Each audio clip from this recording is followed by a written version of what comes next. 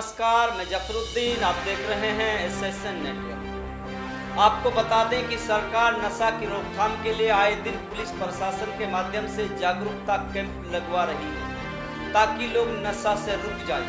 वहीं दूसरी ओर सरकार अपना टैक्स व राजस्व में बढ़ोतरी के लिए गांव-गांव में शराब का ठेका खोल रही है, जो बड़ी हास्यास्पद बात है। सरकार की करनी और कथनी में जमीन आसमान का फर्क है।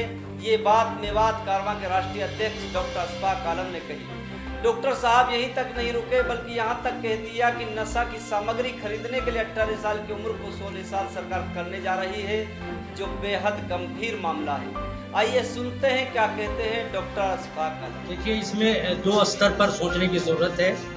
एक तो सामाजिक स्तर पर कुछ करने की ज़रूरत है और दूसरा सरकारी स्तर पर कुछ अच्छा किए जाने की आवश्यकता है।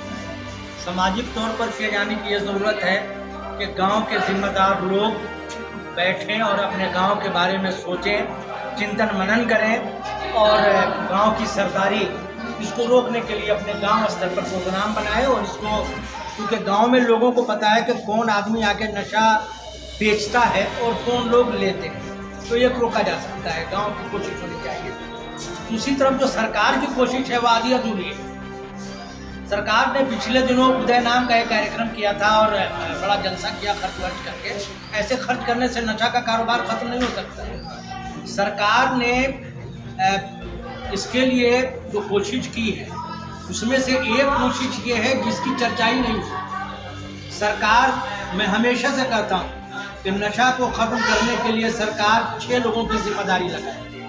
गांव के सरपंच, गांव के नंबरदार, गांव में आंगनवाड़ी वर्कर, गांव में आशा वर्कर, गांव का चौकीदार, इनको जिम्मेदारी लगाए कि अगर तुम्हारे गांव में नशा बेचा गया और कभी पकड़ा गया तो सबसे पहले तुम्हारी नौकरी और तुम्हारा ये पावर चलाए। अगर ये लागू कर दो तो सरपंच खुद ऐसे मुजरिमों को पकड़ पकड़ के सरकार के यहाँ ले जाके पहुँचाए।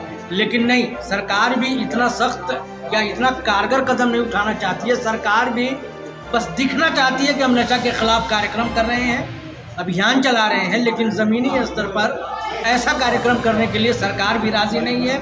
इसलिए नहीं राज़ी कि सभी थाना क्षेत्रों के थाना प्रभारी को पता है कि गांव में कौन नशा बेचता है, कौन नशा खाता है।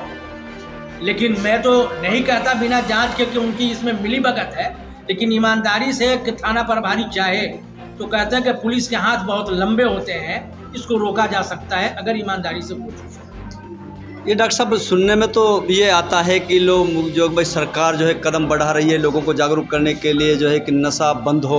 लेकिन वही देखा जाए तो अगर हम यही बात करें अगौन गांव की, कि अगौन गांव में तो अभी जो है कि रोड पे ही जो इन लोगों ने शराब के ठेके खोल दिए हैं, बाकी पूरे मेवात में, पूरे हरियाणा में ठेके खोल दिए हैं। इसको लेके क्या कहो? ऐसा है, ये बड़ी मजाहिया बात है।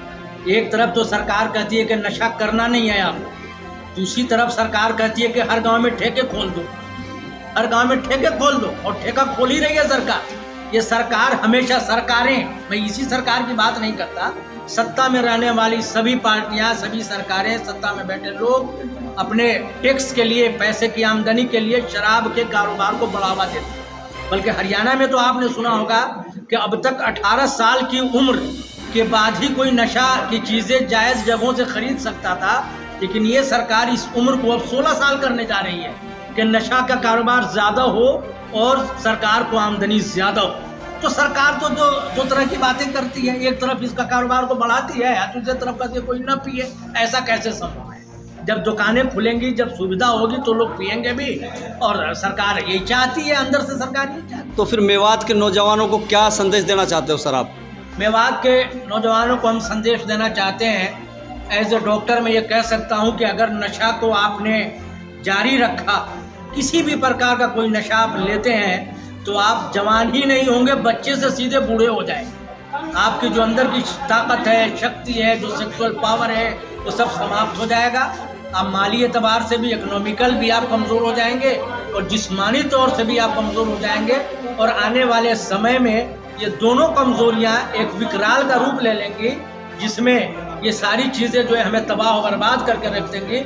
और तब हम सोचेंगे जब हमारा बर्बाद हो चुका।